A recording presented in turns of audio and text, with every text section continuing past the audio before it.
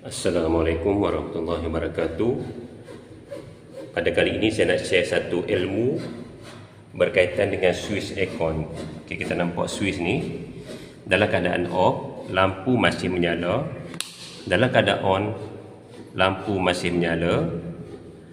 Apakah sebab jadi begini? Okey, saya nak tunjuk satu. Pertamanya sekali, ini dB. dB ni bahagian dB lah. Okay, kita nampak bahagian dB. Okay, bahagian dB, bahagian switch, dan kita ada satu lagi bahagian pelak ni apa? Pelak aircon. Okey, ada 3 bahagian.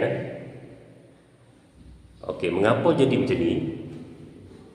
Kita tengok balik pada switch.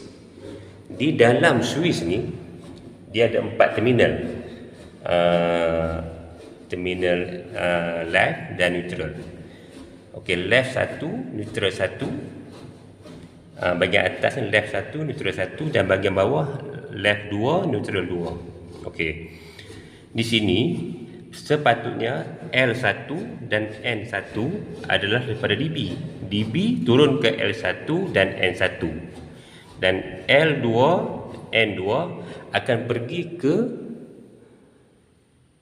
pelak soket tadi yang tinggi tu kan.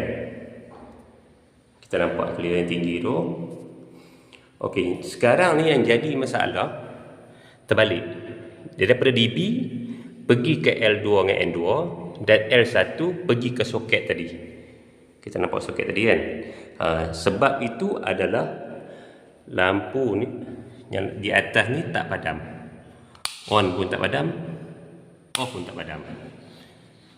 Itu adalah sebab puncanya lah. Puncanya sebab apa lampu tu menyala, nak off pun menyala, on pun menyala. Okey, sekian dulu perkongsian saya. Moga ia memberi manfaat kepada anda semua. Assalamualaikum warahmatullahi wabarakatuh.